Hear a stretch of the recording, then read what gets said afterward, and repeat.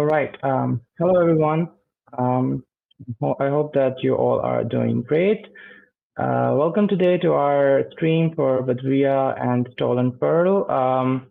Today, I'm gonna work on some respawning and checkpoint system live, and we're gonna do some coding here. And uh, yeah, let's let's get started without any further delay. So basically, I'm going to share my Unity screen and we will end up on our demo level. Basically, what happens is that right now, what happens is that when we fight with our enemies and when we die, then let me actually show you what happens then. So I will let him or him kill me.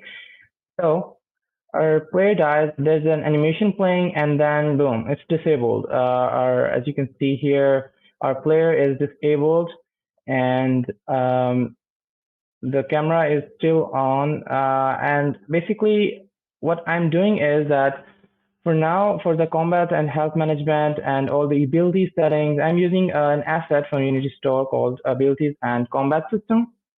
And this asset allows me to have like a lot of different built-in graphics as well as weapons and these demo models, as you can see. So I can work peacefully on making mechanics and personalizing it a bit. Uh, so what we want to do now is basically create some checkpoints and then give the ability of respawning to the players. So basically, in this kind of game, it is not like a game that would over after the player dies because it's a story game, right? So just like AAA games such as Assassin's Creed or any other story-based games, what happens is that you can start any mission.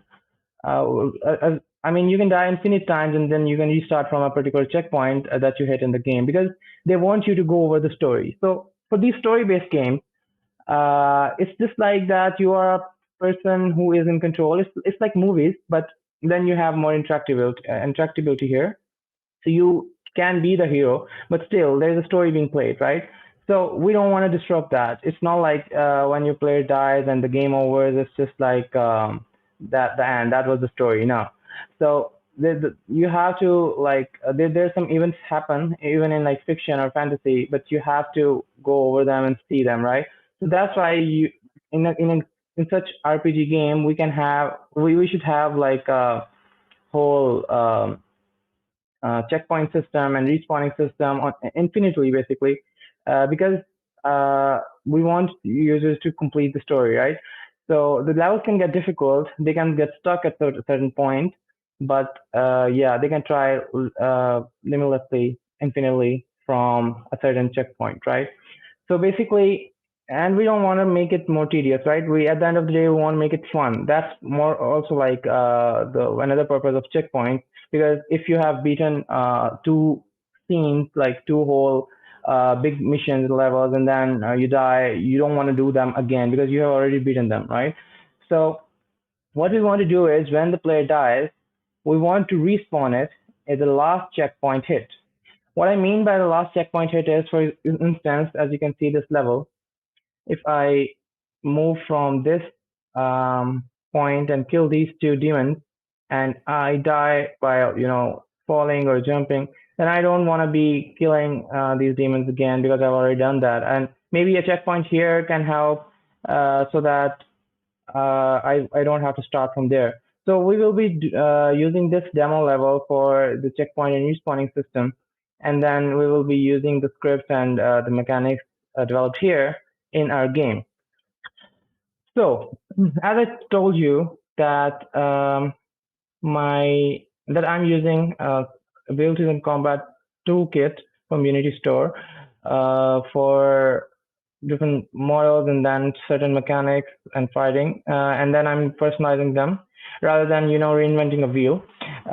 So what they have is this big script called ABC State Manager for handling the health and damaging and damage and everything. So this is the state manager. If I pull up Daemon, so you can see ABC controller. They also have their state manager that handles like the message receivers for damage, and then controlling whole health thing, and then also the GUI thing, as you can see the UI bar and everything, and then ABC controller for like allowing you to create different abilities and with built-in graphics and everything, and you can code them according to your preferences and everything, right? So basically, what we are concerned with is this state manager here. So if I this is a custom built editor for people, and then as you can see, it has health and everything here. So we don't have to go inside the script to change these settings. If we want to make an enemy's health lower, we can do from here, right? And what we can do on death is like, as you can see, like we can disable the components in zero health or something like that. Our characters are being disabled. As you can see, Demon is being disabled here on death. But now, what we want to do is we want to add on top of this thing. This is more difficult than creating your own system. You can follow tutorials and you can make things. But when you're gonna go inside a script, yeah, big, like 4,000 words and something, and then it gets like a little more difficult. So today we're going to talk about not only just respawning and checkpoint system, but everything that comes in our way, right, for developing these things. So we're going to talk about this thing first, how to deal with scripts from other people, and then kind of working your own on that, and then I'm going to talk about a few things in the code as well. But before that, yeah, I think yeah, let's go. So as you can see, when I press play button here, and um, you can see this UI here, our health bar, and uh, little, yeah, and sword image showing that we have a weapon equipped and everything. We can unequip it, we can place it in the bag, and the weapon is gone. These cool things come with the package, but these abilities are modified, like the teleporting and everything. The graphics were there, and then you could just code it on your way. And without even coding, you can make like different abilities. But for us, we have to make some gens and everything. So I'm going to give them some fire abilities and things like that. Anyway, let's move on to respawning system. So I've intentionally made her health very low so that after just a few hits, she dies. Um, so that we can test our systems and everything. Now, what we want here basically is that the character must respawn, and we get control, we get our weapon back, we get everything like our abilities and everything. And then we also want these enemies to detect that we are here and stuff, right? So let's jump into state manager and see what it is doing. So this component handles health and everything. So what we can do is we can search some keywords here to see what is happening on certain situations, what functions are there to do something. So as I was going through it, first thing could be health, and health would be basically, let's start finding it, right? So I'm using Sublime Text for it. I'm not using Visual Studios today. I just like Sublime because I code on other things like C++ and everything there. So health cider, not our thing. Yeah, good thing that you're doing it, but we are not concerned with this. Max health and everything. These things are handled here. Let me go a little bit down, and we will find something like, okay, this is also like doing that. The slider thing all over again. Maybe from here. So at some point we're gonna reach. Health is being used a lot. So maybe if you have some other thing. Okay, so if you see this, like you can see I have come across 2466 lines in just a couple of minutes by just searching on a keyword called health.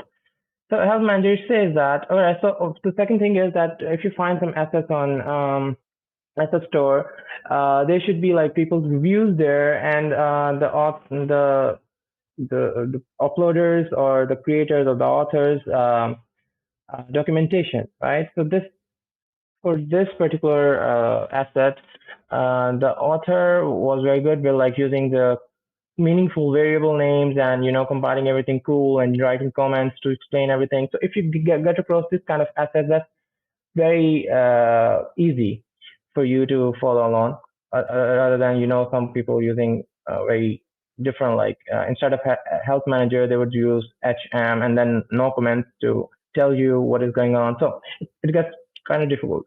Anyway, let's go around this health manager thingy. So it says that uh, we'll manage health calling events depending on the situation, like calling zero health manager. This is something that we are interested in. What happens when the health goes zero, right? So as you can see, so it is setting some booleans here, turning the ability activation, etc., on and off. If the current health is greater than zero, then it is doing this. Otherwise, it is returning. So if the health is zero, then this if condition won't run. So we won't be returning out of this function or method, and this little line will play. So it says start coroutine, zero health manager. So for those of you who don't know what a coroutine is, it's essentially it's just like a method. And what happens is that basically it allows you to do a task over a certain frame rather than doing in one frame. So in a simpler method, like this one here, so everything is gonna run in one frame, right?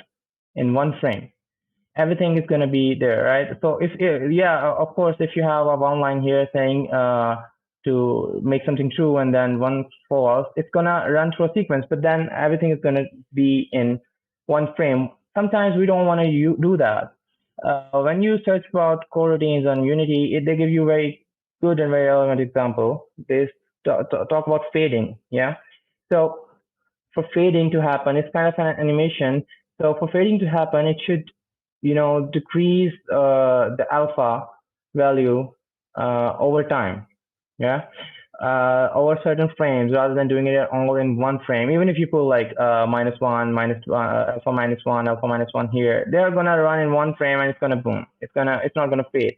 So if you're gonna fade, then you're gonna use a coroutine such as this, and you'll have statements such as yield return. Let me find the statement. Yield return, wait for certain seconds or something like that. So wait for seconds means that if I give it an input of two floats, for instance, so it's gonna wait for like two-ish seconds. It's not very accurate, and then it's gonna start from the next frame after the 2 seconds. So uh, why we are dealing with coroutine? So let's find out here. Why do we have a coroutine for zero health manager? So what it's doing is it stops movement on zero health. Okay, cool. Um, we are not using ABC for movement or anything like that. So basically, stop movement means that for any ability or any like combat thing, like you know, dodging ability or something like that, we won't be able to do that. So stop movement on zero health, that's there, and another coroutine is being started. We're not concerned with that. So while looking at these scripts, we have to make sure that our goal stays in our mind, right? So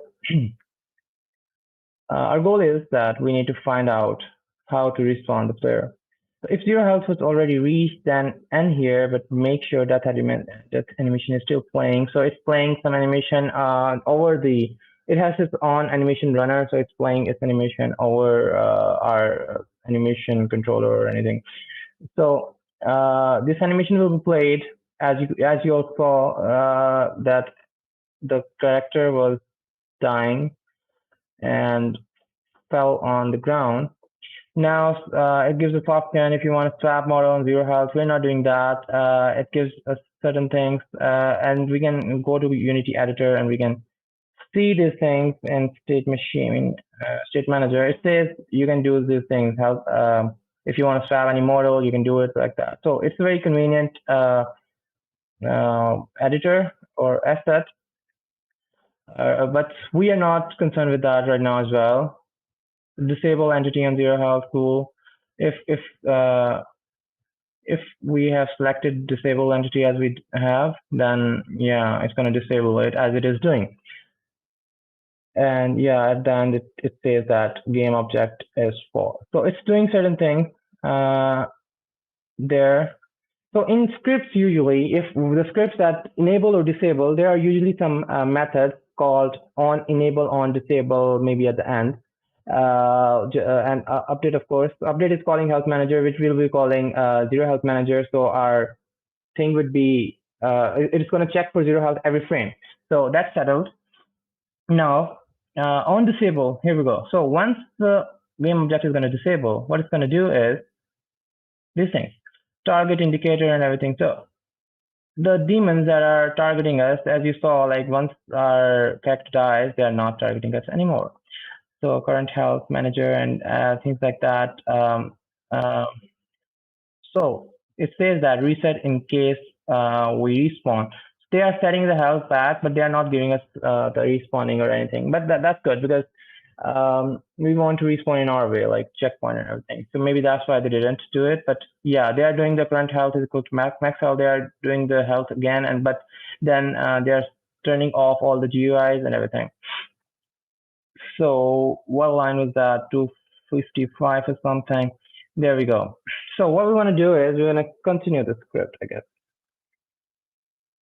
First of all, there was no on disable on enable method. So what we want to do is after this thing happens, after on disable, what we want to do is basically we want to do something on enable as well, because we are then going to be enabling it for respawning, right?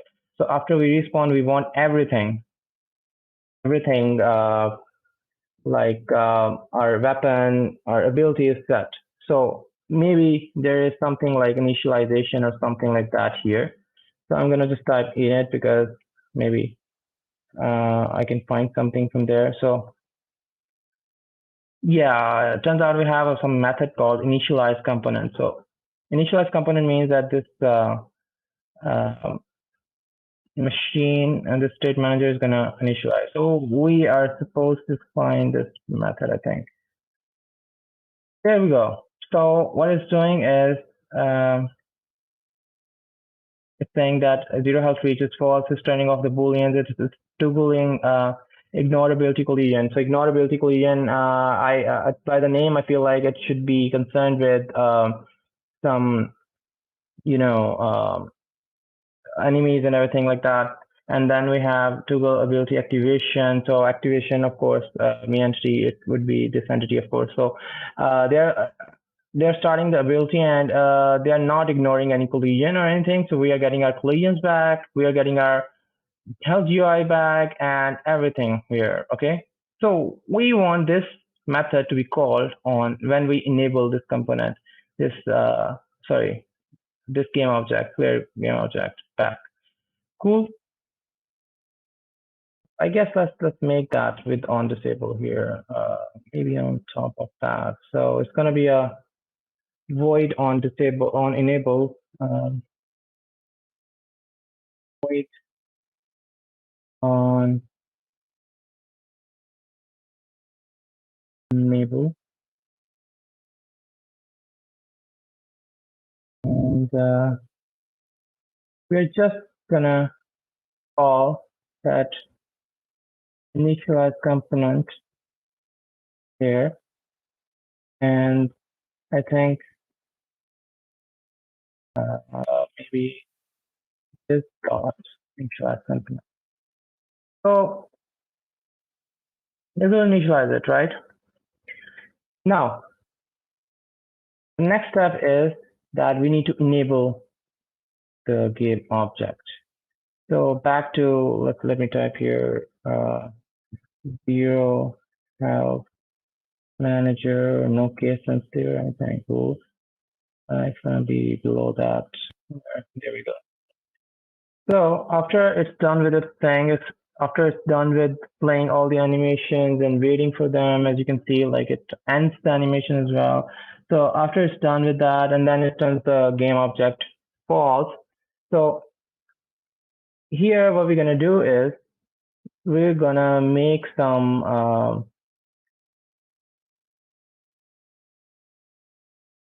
code to re-enable this. So that's simple because now we have on enable set.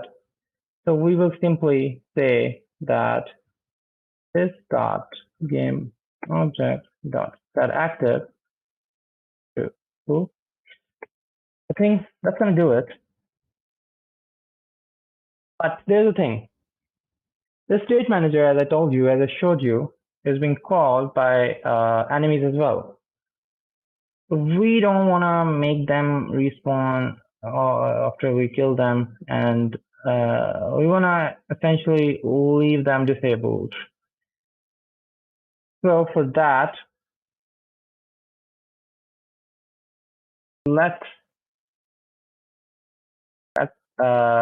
make an if condition. So how do we identify that our game object is a player or not, or an enemy, or the entity using state manager? How do we find out that it is player? With a tag. So we have a tag here. We have tag for player, for enemy, for many different things, and we have a layer for character. Cool. But the tags, we have tag for player. So we can say that if this dot game object dot tag is same as player, or with yeah, big P, capital P. Cool. If this is true, then we're gonna do some things. Then we're gonna activate it. Okay, cool. Now, what we want to do is basically there's another thing. But let's first check this out if it works somehow.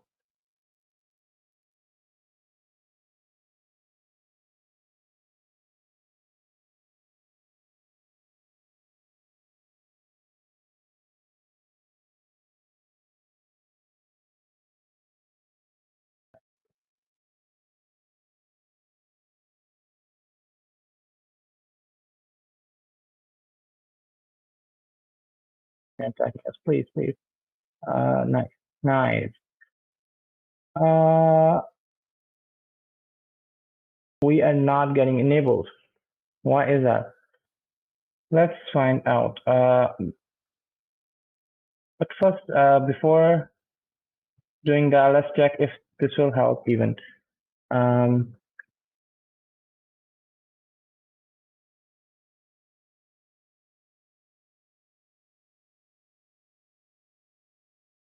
Guys, and wait for this to disable.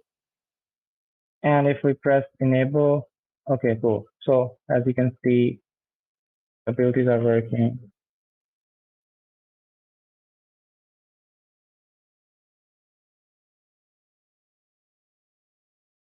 Abilities are not working. Wait.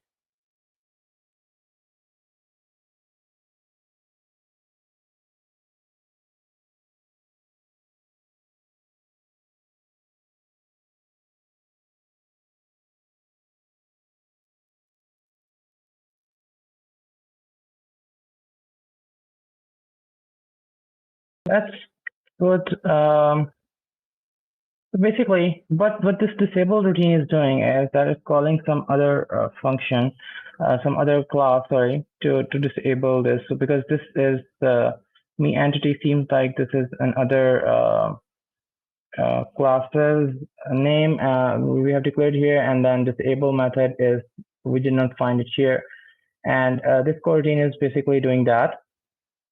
And now what we want to do is basically we want to see if our player gets disabled there after a certain time, because as you can see there is a disabled delay as well. Then before it gets disabled, this call can be called. So we are not actually sure that our player is being activated by the script back here again. But let's actually let's not turn it off before too much time, and if it's a player only, because for enemies, the script is gonna handle the disabling and everything, right? For us, we're not gonna use this. So we can go to our player, state manager, and we're not gonna disable on 0 health, and we are cool. And the enemies are getting disabled from there. So what we're gonna do is we're gonna wait for maybe 1.5 seconds actually, and then we're gonna set this game object as false, and then we're gonna see if we are reaching here. So when we set it false, on disable method will be called, and when we'll set it true, on enable method will be called, which is here somewhere. We just created it, and we called initialize component script here. All right. So basically, go back to the script to yeah, here. Let's use debug to see if we are even reaching here.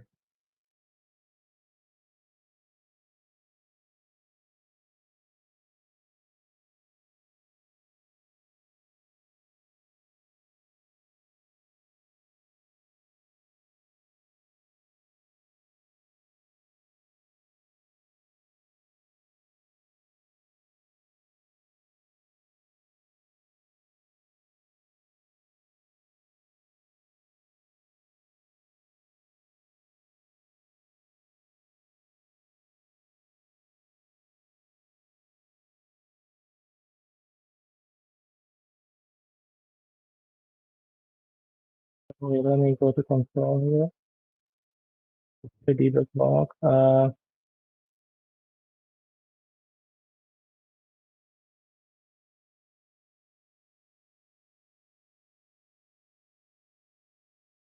right, we're reaching there. Oh, so the player turned on. Cool, cool, cool. Try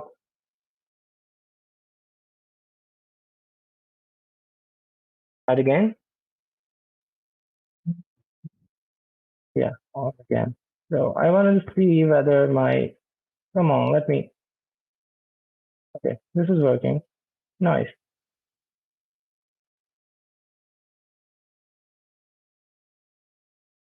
Cool. So basically the script is working. So we are setting it active. Monitor the log now. But we don't want to set it active here, right? The player is being respawned. The player is being now the player is having all the abilities and can fight back again. But there's one thing. There's no checkpoint or anything like that. She is just respawning on a place that she died on, right? So we don't want that to happen. What can we do? One thing is that we can have a collider, a box collider. We can make it a trigger, and then we can once the player collides with the trigger, then the checkpoint is going to set, right? The checkpoint is going to set, and then once the player dies, we come back here and say that transform its position to the checkpoint position, maybe rotation as well. So we're going to do that now. Okay, so she's respawning. We're going to turn it off, and here we're going to come back and say transform to checkpoint position. Let's write a new script for checkpoint.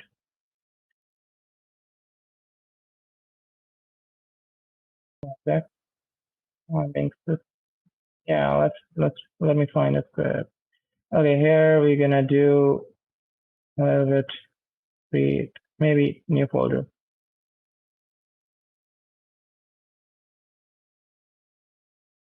And then maybe here I'm gonna create a C# script. I'm gonna call it check checkpoint, and here we are inside the checkpoint script. What I want to write inside this checkpoint script. So first of all, we don't want update.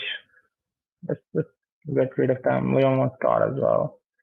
What we want is for it to all right.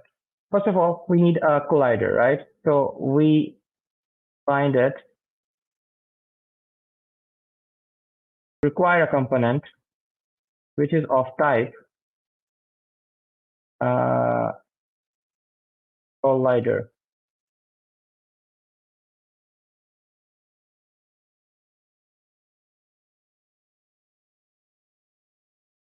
We will find out eventually, but let me see.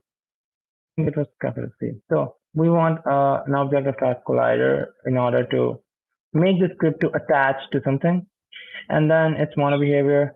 Then we wanna basically for the layers to collide. There's also one more thing, that the player's layer should collide with the checkpoint layer. Maybe let's first create a checkpoint layer. Get a daemon, add a layer here. I went to daemon just because I wanted to come here. Maybe here I'm gonna say checkpoint. So we have a checkpoint layer here, and then we're gonna set some collisions. Go to project settings, physics, and then we want this checkpoint to collide with only the character and nothing else. So as you can see, that this checkpoint is colliding with that, and everything good. Okay, let's come back to writing some checkpoint script. Now what we want to do is just to make sure that the thing that it is attached to, the script is attached to the game object, it is of layer checkpoint. So if we attach it to something, basically any game object, so we want to make sure that it turns that into checkpoint, so that even if I mess around with layers and not make the name of the layer checkpoint, then it's still going to work, right? So class private class awake, sorry, method awake, and we're going to write here that game object, capital O, object dot layer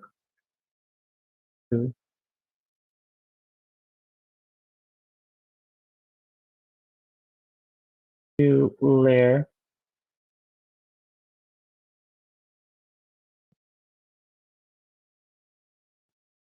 So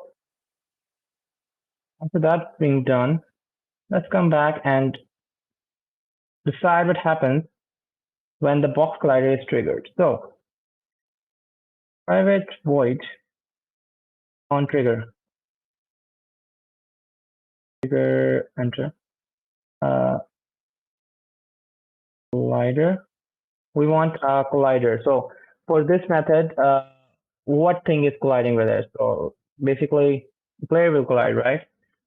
So basically, the collider that will collide with this particular checkpoint box collider would be, we can say this other, it's a common convention, but basically it would be our player's layer. So we're going to say that what we're going to do is basically, once a checkpoint is collided, so think of it that way. So we go from one place to another, it's a linear sequence, and we have two checkpoints. So once we collide one checkpoint, the latest one must be the last checkpoint, right? So we have to record the last checkpoint. So on trigger enter, what we're going to do is we're going to make some checkpoint here to this. So here, first of all, what we need is an object of type checkpoint. So before we start with everything else here, let's go to create a checkpoint. We can call this protected object of type checkpoint, and then current checkpoint. Let's easy. Okay, current checkpoint, right? So what we're gonna do is we wanna put this checkpoint on client on in this thing, current checkpoint. So whenever a new checkpoint is touched or entered, then we're gonna put something in this one. So I think we have an R object ready near to 5 something. So yeah, there we were. We want something else as well. So we want a method to basically allow this checkpoint to be set as our current checkpoint. So this can be public void. We can call it set checkpoint, and we will get a parameter from our checkpoint script. So it's gonna give us itself. Okay. So checkpoint script, and then we're gonna say that if, what did we name it? Current checkpoint. If it is not null, there is a checkpoint, then make this equals to checkpoint that we received, right? So we'll store the checkpoint in this bar, right? Cool.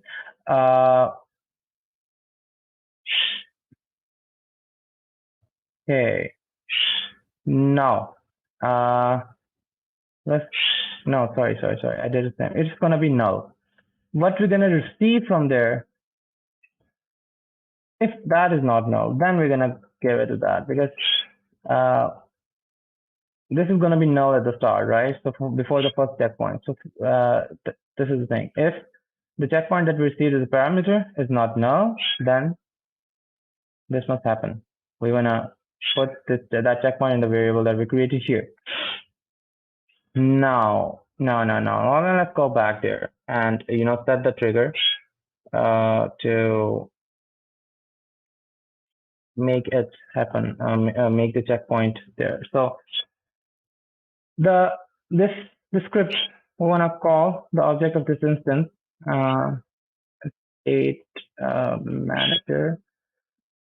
The spellings are correct. Actually, not the file. I should copy this thing just to make sure. Okay, all right. Then I'm gonna call this here entity state machine, state manager, not machine, and then it's gonna be equal to the others get component. We want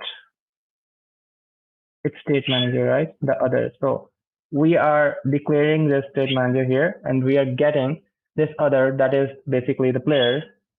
That's gonna be the player, of course, if our script goes well. So if we are gonna put that its state manager into not state manager actually do that again. Copy, paste, and there we go.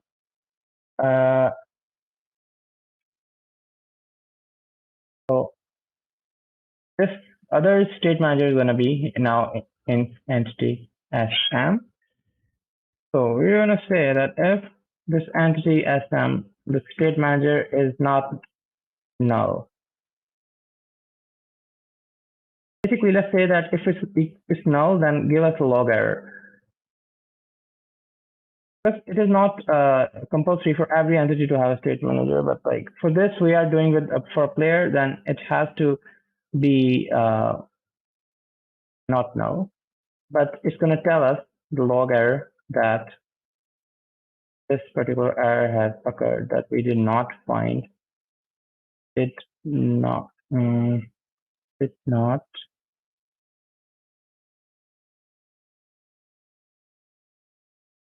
it manager. So there we are. Debug log is set. Then what we're going to do is return from here if we do not find it, right? Then we can now is the time to call that function that we created there, the method that we created there, called what was it called? It is called set checkpoint dot set checkpoint, and we're gonna give parameter as ourselves, right? So that's ready. Okay. Okay.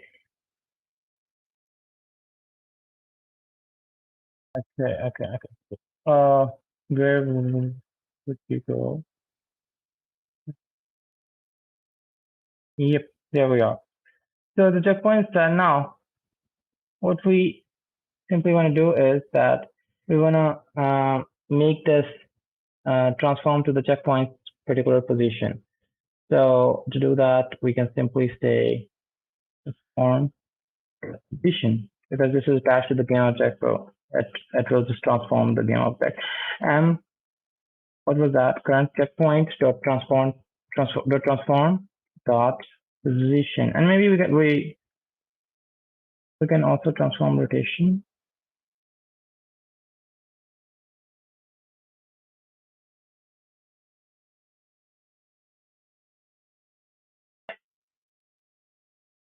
Okay, so this is gonna disable transform to checkpoints position, and it's gonna be active. Or are we forgetting something? Okay, let's go back here again.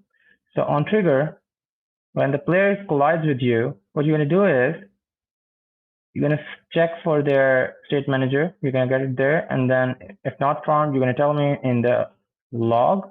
And if you do find it, then you're gonna set yourself as current checkpoint and state manager. Nice.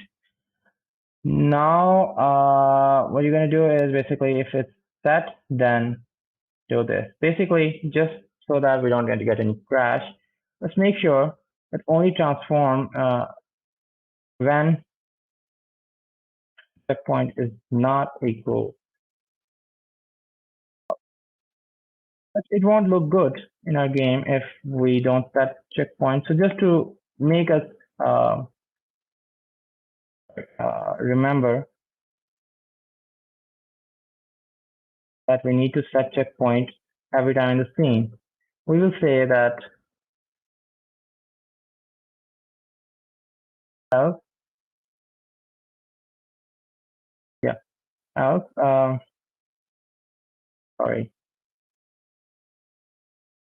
give us some error, debug dot log error, say that there is not any checkpoint, 3 exclamation marks for on the gravity of this issue. All right, let's give it a try. Okay. But for giving it a try, all right, we are getting some issues here. The type or namespace checkpoint cannot be. Oh shit. Yeah, what we did wrong is small c here, capital C here, but there's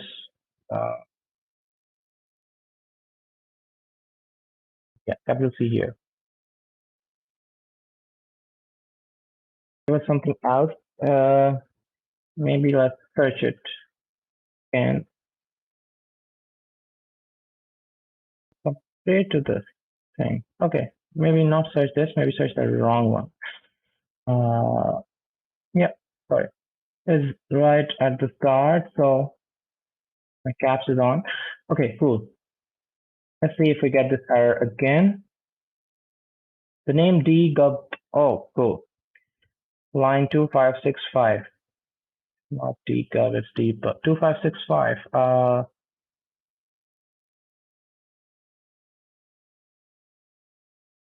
It's really annoying for you to watch, and you couldn't tell me that I was doing this wrong. But anyway, we are here.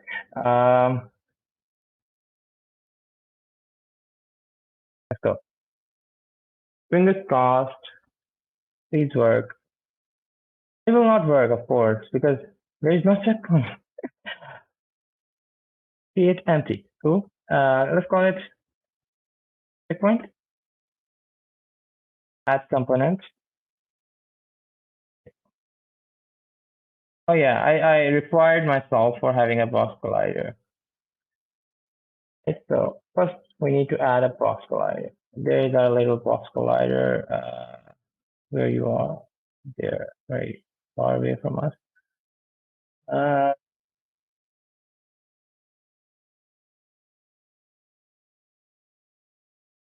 Our first checkpoint basically can be here.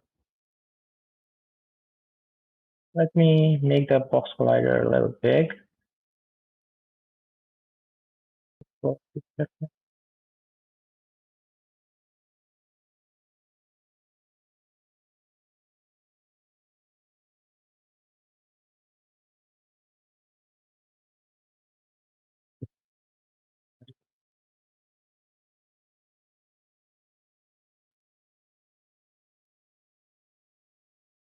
I feel like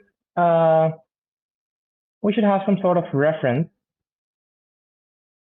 for the checkpoint. Maybe a little square or something, just for showing us where exactly our thing is going to be, right? Our player is going to spawn. So we want to draw some gizmos on draw.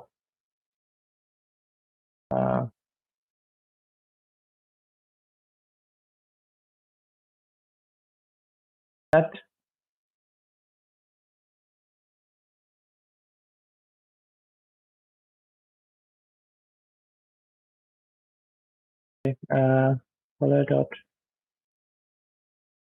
color dot blue, maybe fine, and then gizmos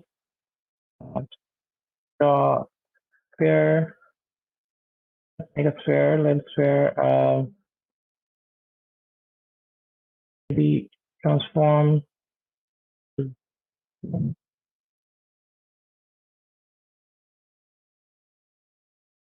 It's cool. See what is going on.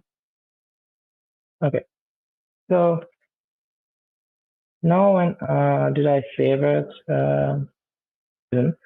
Now when I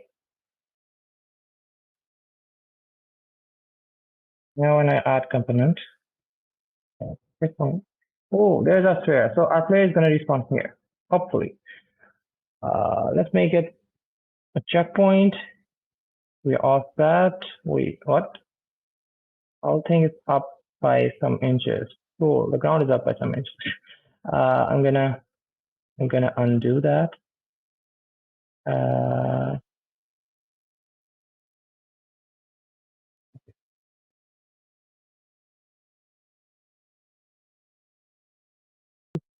Right.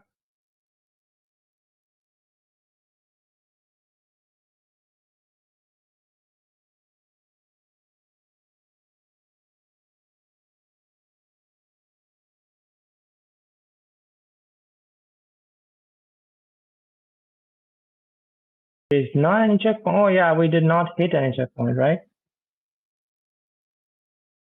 Did not hit any checkpoint. We first have to hit it.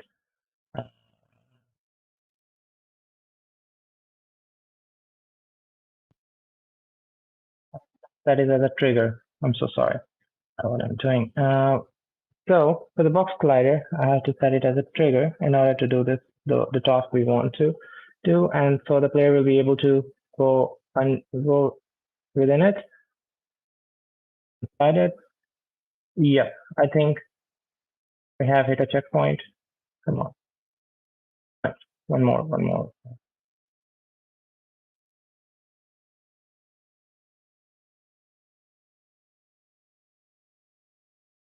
Oh, we are not too far from the checkpoint, but if we, I feel like we should die somewhere else. Okay, cool. Yep, we are spawning at a checkpoint. Cool. One more thing to do. It just occurred to me. I thought that I would share with you guys. The thing is that if we hit this checkpoint, it's going to set it to current, right?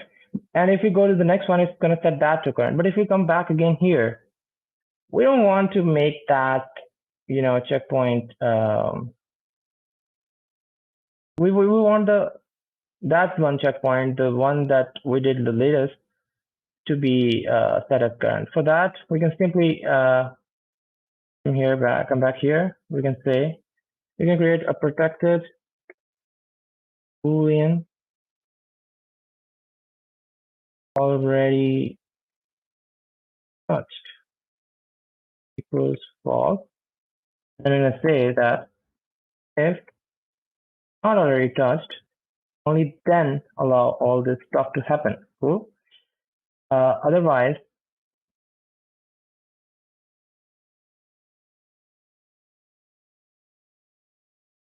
and if it is already touched,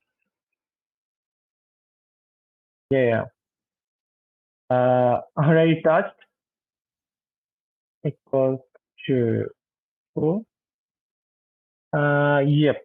I think now it's only gonna touch this checkpoint once we reach here. Okay, cool.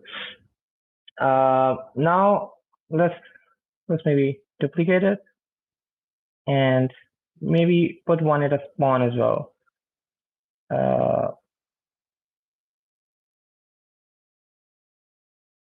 Spawn. So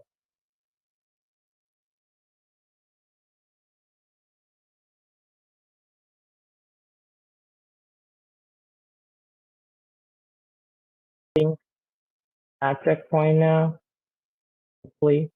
Now I'm going back to hit the one at the spawn. It was somewhere here. Now I'm gonna die. Yep, there we go. And I think that we're gonna go there. Yep, we go there. So the latest checkpoint it is, and